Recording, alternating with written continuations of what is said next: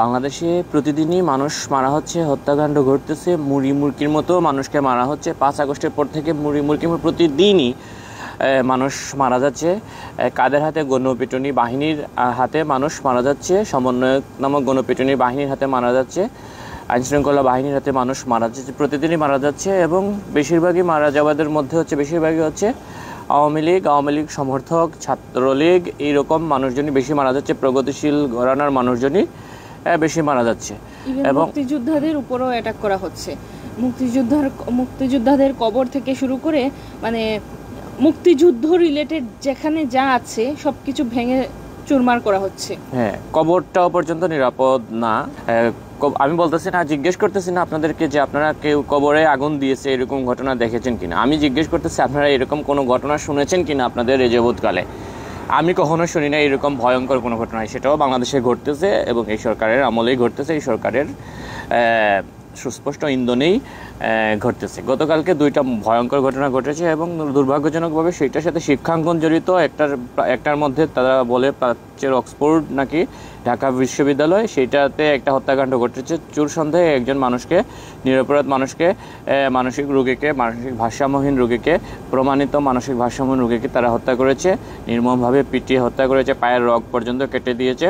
এবং এইখানে আরেকটা বিষয় বলতে হয় যে এই ঢাকা বিশ্ববিদ্যালয়ে যদি গত 10 বছরের ইতিহাস দেখেন, কখনো বিশ্ববিদ্যালয়ের মধ্যে এই ধরনের কাউকে খুন করা হয়নি, তাই না? এই ধরনের ভয়ঙ্কর এই মৃত্যু আমি জানি যে সবাই দেখেছেন। এই মৃত্যুকে আসলে কি বলা যায়, আমার সেই ভাষা নাই, এত ভয়ঙ্কর। 2001 থেকে 2006 সাল পর্যন্ত যখন বিএনপি ক্ষমতায় ছিল, 4 দলীয় ঐক্যের জোট যখন ক্ষমতায় ছিল, তখন কিন্তু ওয়েটের এগুলোতে নানান ইয়েতে মারা গেছে। ক্রসফায়ার এই সনি থেকে শুরু করে অনেকেই মারা গেছে। তো আমার সেটা বিষয় না, বিষয় যেটা বলতে চাইতেছি, সবার চোখে কিন্তু একটা জিনিস কালকে আসতেছে, ঢাকা বিশ্ববিদ্যালয়ে যেটা মারা গেছে সেইটা। কিন্তু জাহাঙ্গীরনগর বিশ্ববিদ্যালয়ে যার একজন মানুষ মারা গেছে এবং তিনি ছাত্রলীগ করতেন, সেইটা কিভাবে মারা গেছে এটা কিন্তু বেশি প্রচারে আসতেছে না। একটু পরে তুই শোনাতো। তার নাম হচ্ছে শামীম মোল্লার। তো শামীম মোল্লার বাসা জাবি ক্যাম্পাসের পাশেই। ক্যাম্পাসের পাশে বিশ্ববিদ্যালয়ের গেটে এক ফার্মেসিতে ওষুধ কিনতে আসেন তিনি। সেখানে তাকে দেখে হইচই শুরু করে জাবি কোটা আন্দোলনের 3 সমন্বয়ক আরিফ, সুহেল, লাবিব এবং শিয়াম। তারা শামীমুল্লাহকে 2 দফায় পেটায়, তারপর নিয়ে যায় প্রক্টর অফিসে। সেখানে ভিসি কামরুল হাসানের সামনেই পেটানো শুরু করে। আবার ওখানে পেটানোতে নেতৃত্ব দেয় ছাত্রদলের সাবেক সেক্রেটারি সাইদ 33 ব্যাচ। সাথে থাকে 45তম ব্যাচের সালাম বরকত হলের ছাত্রদল নেতা রাজু। এছাড়া এই হত্যায় জড়িত হয় হামিদুল্লাহ সালমান নামে আরেকজন ছাত্রদল নেতা। উল্লেখ্য, সমন্বয়ক লাবিব জামাতে ইসলামীর চাঁদপুর জেলা আমিরের ছেলে।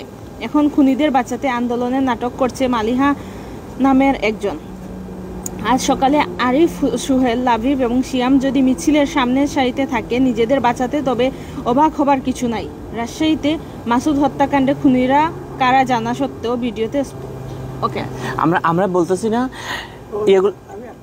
একটা সেকেন্ড, এইগুলো আমি একটা সেকেন্ড আমি বলতেছি না এগুলোর জন্য আমি বা আমরা এখানে বিচার চাইতেছি না। কারণ কার কাছে বিচার চাইবো? যে এখানে গায়ের জুড়ে ক্ষমতা দখল করে তারা অবৈধভাবে আসছে ক্ষমতাতে, সেখানে কার কাছে আমরা বিচার চাইবো? আমরা এখানে বিচার চাইতেছি না, জাস্ট এগুলো বলে যাচ্ছে। আমরা আসলে আর বিচার চাচ্ছি না। বাংলাদেশে যা হচ্ছে আমরা কার কাছে গিয়ে বিচার চাইবো? বাংলাদেশে কোনো আইন নাই।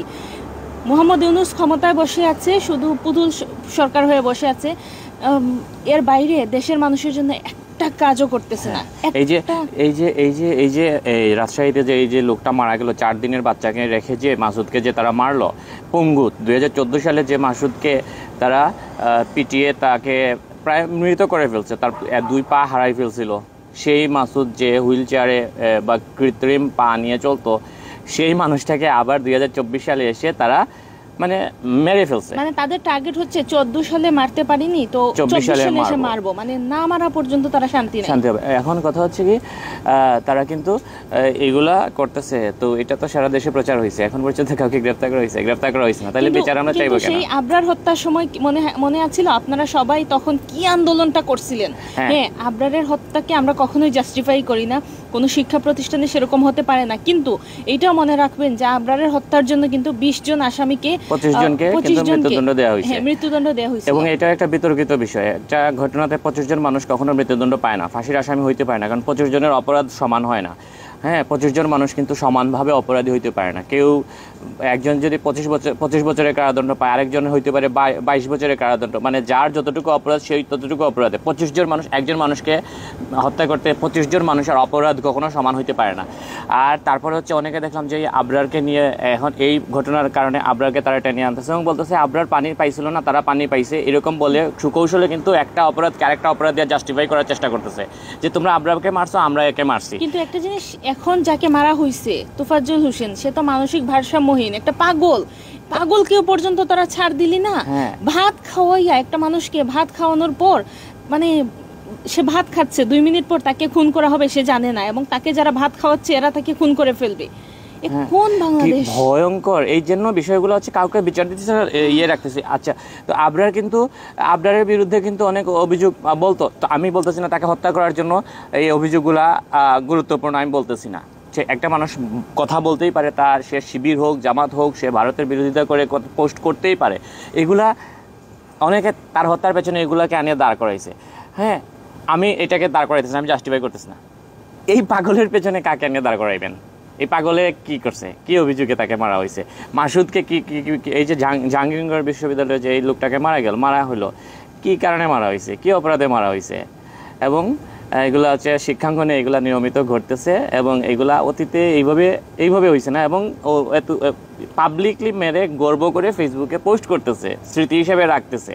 আপনারা গত 15 বছরের কথা বলেন না যে আওয়ামী লীগ স্বৈরাচার, শেখ হাসিনা স্বৈরাচার, কিন্তু সেই শেখ হাসিনার সময়ে এইভাবে মানুষকে পিটিয়ে লাশ গাছের মধ্যে ঝুলিয়ে রাখা হয় নাই কখনো, আমরা দেখিনি। অ্যাটলিস্ট আওয়ামী লীগের সময়ে বিচার চাওয়ার মতো প্রশাসন ছিল। অ্যাটলিস্ট আপনার এই যে আবরারের কথা বলতেছেন না, সেই আবরারের বিচারটা কিন্তু আওয়ামী লীগ সরকারই করছিল। কিন্তু এখন আপনি কার কাছে যাবেন?